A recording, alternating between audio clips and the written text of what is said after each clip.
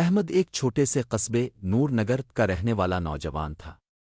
سادہ لباس، ہلکی سی داڑھی اور ہمیشہ آنکھوں میں ایک ایسا خواب جو اکثر لوگوں کو بے وقوفی لگتا تھا۔ ادب کی دنیا میں نام بنانا احمد کو لکھنے کا شوق بچپن سے تھا۔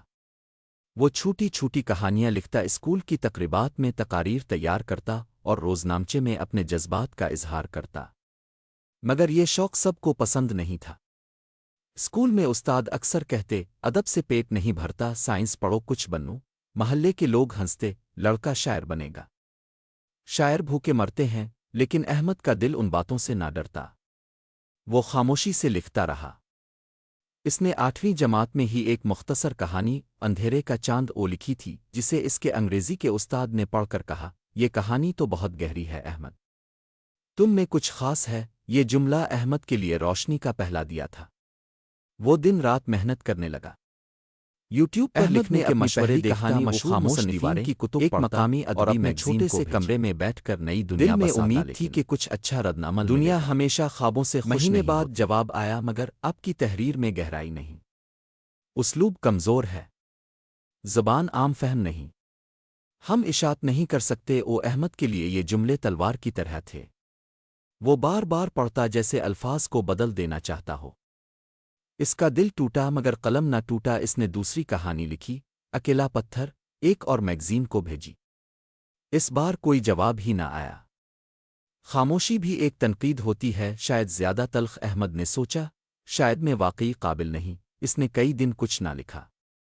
دن بھر چھت کو تکنا، رات کو خیالوں میں گم رہنا اس کی روٹین بن گئی۔ مگر قدرت کسی کے خلوص کو رد نہیں کرتی۔ ایک دن اسکول میں اردو کے نئے استاد سر بشیر آئے۔ کلاس میں احمد سے کہا، تمیری بارے میں سنا ہے تم لکھتے ہو، کچھ سناؤ۔ احمد نے جھجکتے ہوئے اکیلا پتھر کی کچھ سطور سنائیں۔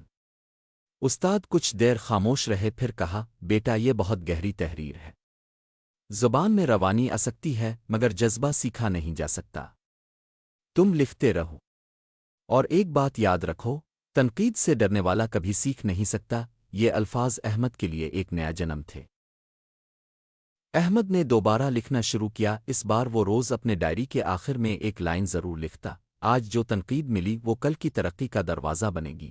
اس نے اپنی تحریریں آن لائن بلاگ پر شائع کرنا شروع کیں۔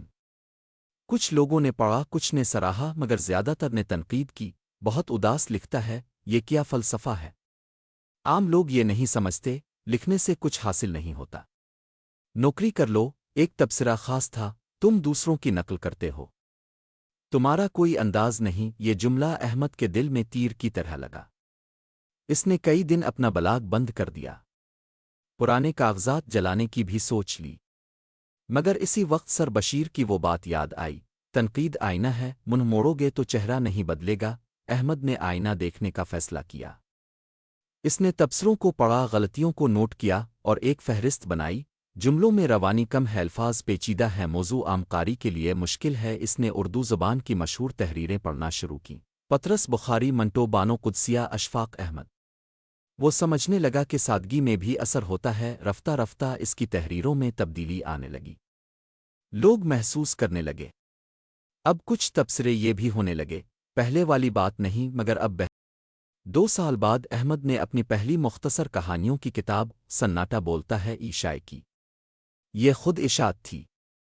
اس نے دوستوں سے قرض لیا، ڈیزائن خود کیا اور مقامی پرنٹر سے کتاب چھپوائی۔ کتاب کی تقریباً رونمائی شہر کی چھوٹی لائبریری میں رکھی گئی۔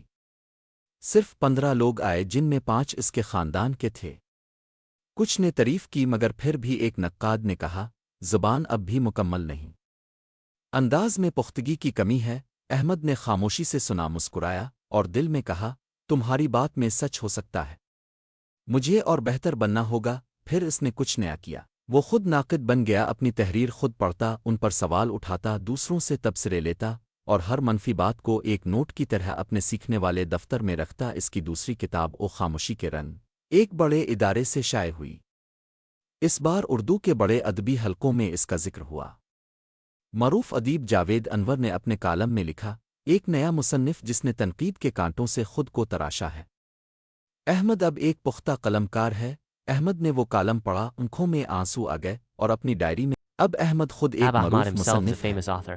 His novels are इसके taught in novel schools and स्कूलों और colleges, कॉलेजों but में even पढ़ाए today, जाते हैं। when he writes a new piece, मगर आज the भी first जब thing वो he नई says to his तहरीर students लिखता is, है सबसे "Read पहले it वो and अपने tell me तालिब इल्मों से कहता what is है wrong." His पढ़कर बताओ academy. क्या My गलत first है। lesson is, इसकी don't अकेडमी be में afraid पहला of सबक criticism, ये होता है welcome it. तनकीद से मत डरो, Ahmed no इसे longer खुश considers आमदीद others' कहो। criticism as अहमद अब hostility, दूसरों की but rather तनकीद as को a दुश्मनी नहीं ladder of समझता progress. बल्कि He tells young तरक्की का writers जीना that वो कहता है। every good thing has वो many. नौजवान The comments are मुसन्निफीन को hidden. बताता है कि Those who her listen with अच्छी the बात intention के of पीछे learning, कई बुरे they तबसरे progress. छुपे होते हैं जो Criticism सीखने is की the नीयत language से that सुने speaks the वही truth, आगे bitter but बढ़ता है। useful. तनकीद वो Once a जुबान student है asked, जो सच बोलती "Sir, है। तल्ख what if the मगर criticism is मुफीद एक excessive?" बार एक शागिर्द ने Ahmed पूछा replied, सर अगर "Then check it तनकीद silently. ज्यादती हो तो Is there truth in it? Ahmad ने जवाब दिया If so, तब be तुम grateful. खामोशी से If चेक not, करो क्या इसमें ignore it, सच्चाई but है। listen carefully."